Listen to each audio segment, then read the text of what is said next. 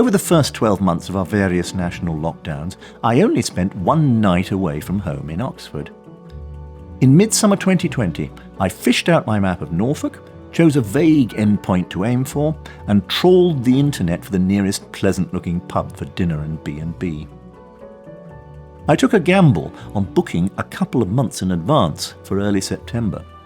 It was worth the risk. The good effects might have to last me a long time. The trip would be solo, because no other sane human being, however fond of me, would tolerate being part of this particular plan. But now's your chance to journey with me as I take you to a remote sandy soil part of Norfolk called Breckland, courtesy of the Church's Conservation Trust. I warn you that in a moment we'll make a sharp right turn off the main road. We're near the start of a church crawl, which is like a pub crawl, only with churches, though pubs may feature if needed. This hobby has been a thread running through 7 decades of my life, and I hope you'll see why when I take you for my third visit in 60 years to the medieval church of St Andrew in a hamlet called Illington. And so I'd escaped Oxford early one sunny autumn morning, driving non-stop for a couple of hours until the countryside started turning East Anglian. From the gates of Suffolk on into Norfolk, around 300 miles on rough country roads, I visited 35 medieval churches in 36 hours. In my church crawls, that's probably a personal best, though full disclosure makes me admit that 3 of those 35 churches were in one single churchyard. Supper, glass of wine, bed in the Norfolk pub pivoted the trip. Next night, I was back home. 6 months later, I was still feeding off the adrenaline. What was it? A pilgrimage, a spiritual experience, or just a slightly mad micro-holiday? Church crawling is something I've done from my earliest childhood, though it didn't have such a snappy name back in the 1950s. I cherish a blurry black and white photo that my mother took in Cyprus, when Cyprus was still a British colony and my father was an army garrison chaplain. The 3 of us loved exploring the city ruins of old Famagusta on the Cypriot coast. And my mother's snap shows my 2-year-old self engrossed by some private fascination, accompanied by my father, a palm tree, and a ruinous Byzantine church. Church crawls connect all the positive aspects of my 7 decades of life, from a happy childhood onwards. They're a direct line from a tiny boy to his aged later self, like the scent of a flower or a taste on the tongue. Marcel Proust would approve. What are the rules of church crawls? Minimal. Rule 1, never plan too much. Just set out, with 1 or 2 special trophies in mind, and the resolve to bag as many churches as possible. Some of them may be revisits, some new experiences. That's not a problem in Norfolk. The county was hugely rich in the Middle Ages, which left it with around 1,000 parish churches, around 650 of which still have a roof on, and I've still only visited around 2/3 of them. Rule 2.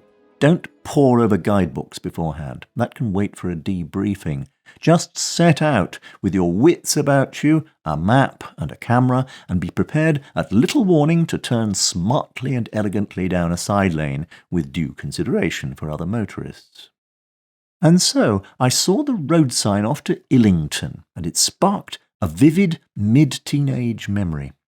I'd been to the church there once before, back in the days when my long-suffering mum and dad were still driving me around.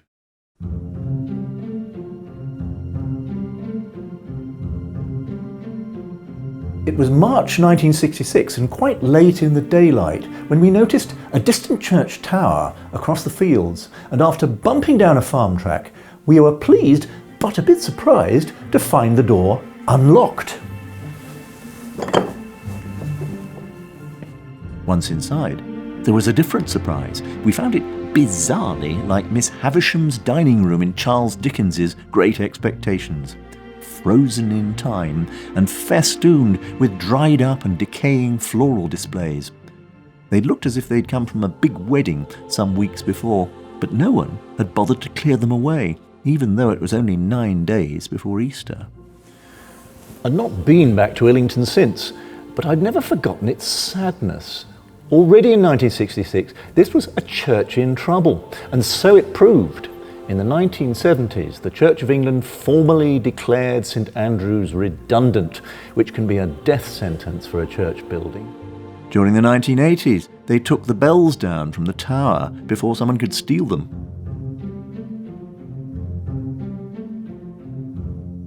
At last, in 1997, a charitable body, the Norfolk Churches Trust, seized on the wreck just in time to make it safe and presentable. Unlike the Churches Conservation Trust, which owns several hundred churches across the nation, their brief is simply for the one county. They lease church buildings from the church authorities and cherish them. Many blessings on them. When I saw the signpost to Illington again, I'd already learned of that story and wanted to see for myself. I warn anyone tempted to follow in my tire tracks that the church is not easy to find.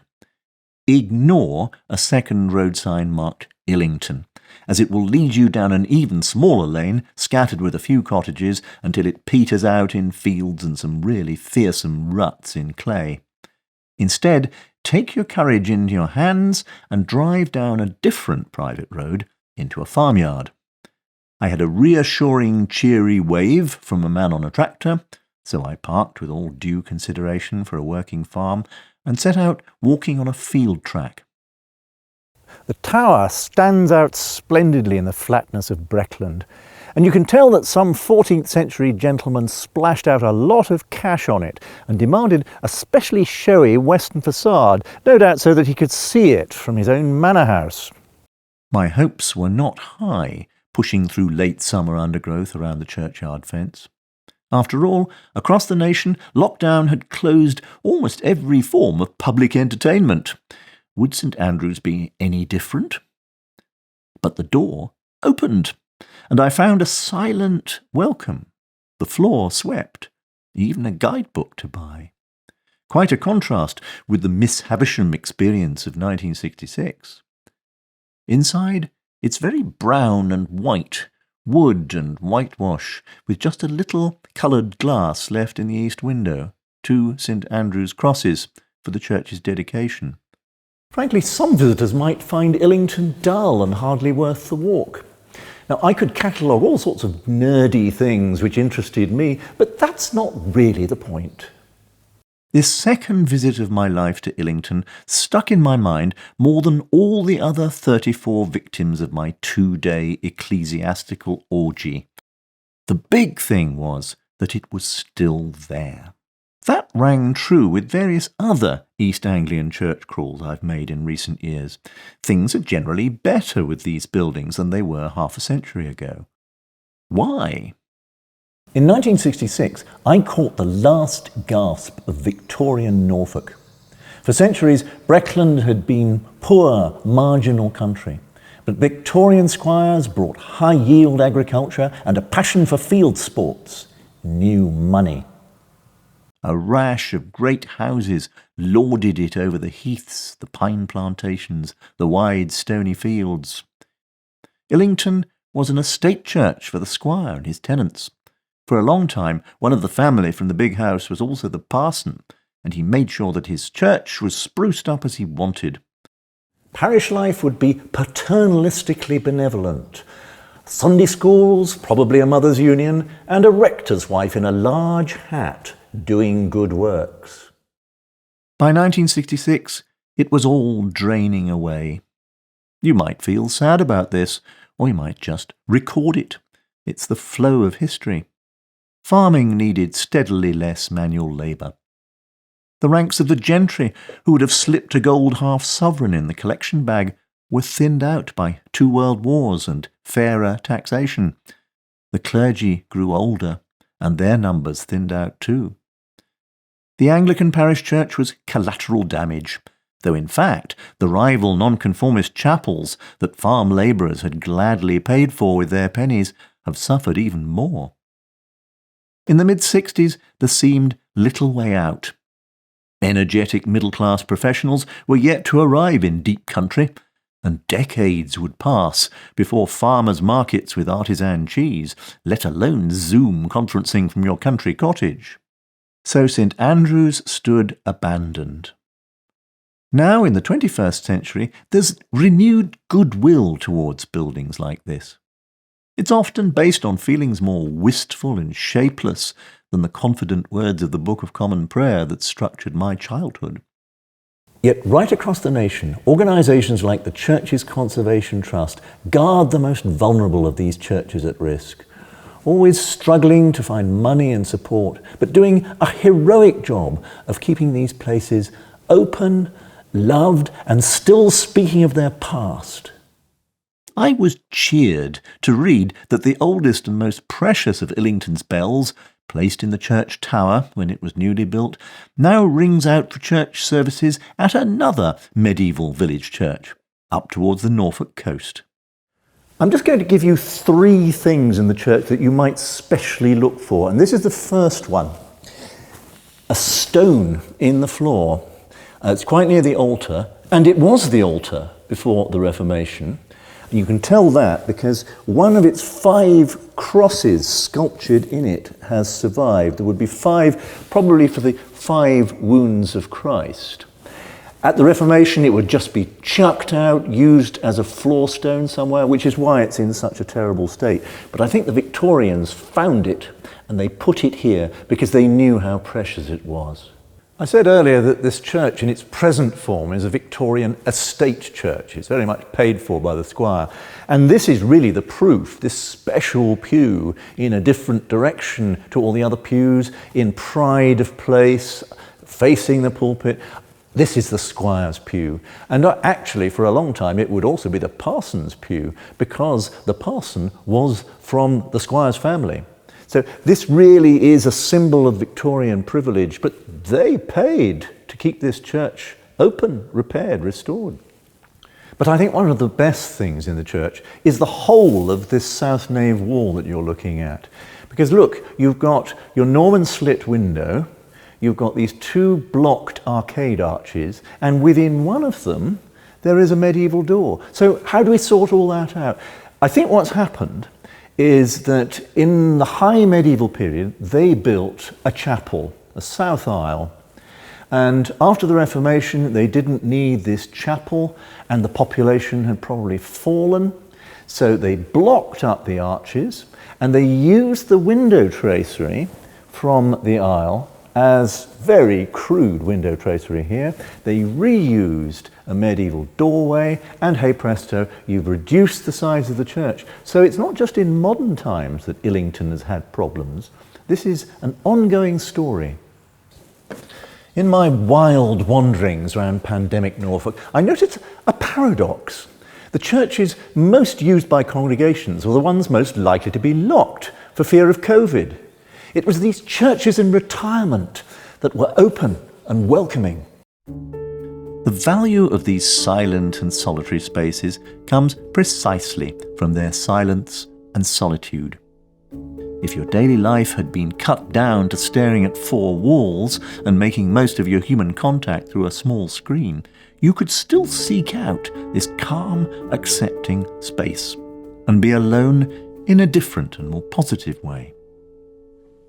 It does no harm to remember that around church buildings like this are centuries' worth of graves, visible and invisible. At Illington, they're gloriously mixed up with rampant grass and flowers and a bustle of wildlife. Past human generations have faded back into a broader story. What seems urgent and intense to one actor on the stage has had its little scene, and then the tale moves on. Illington Church may present rather ordinary Victorian furniture and trimmings, no great spectacle. But take a closer look. So the walls of the nave, you see, are 9 centuries old. And as you push the gate into the churchyard, you are passing a Saxon burial ground, which takes the saga back another half millennium. From the viewpoint of Illington Church, my 3 journeys here are no more in its history than a fruit fly randomly landing on a sunny window pane. Well, worse fates than being a fruit fly. My mad 36 hours in Norfolk reminded me of the purposeful silence in all my lone church crawling. I was given the chance for a 2-day conversation with ancient buildings, with the stream of history, and with myself. Walking up the track to that confident flint tower built in Geoffrey Chaucer's generation, I stripped away layers of my own past, spanning more than half a century. First, I arrived as the 14-year-old, in the midst of all the muddle that teenagers are in, and perhaps a bit more muddle than most for being a bewildered gay teenager. And now the ageing Oxford Don has returned in a fancy car, able to enjoy the view down the years. This remote corner of Norfolk Breckland greeted us both and brought us together. Thanks to the fine folk who saved Illington from ruin, it's made it into the 21st century. Across the kingdom are thousands more ancient churches, each an individual personality. Over the next 4 programmes, we're going to meet just a few more.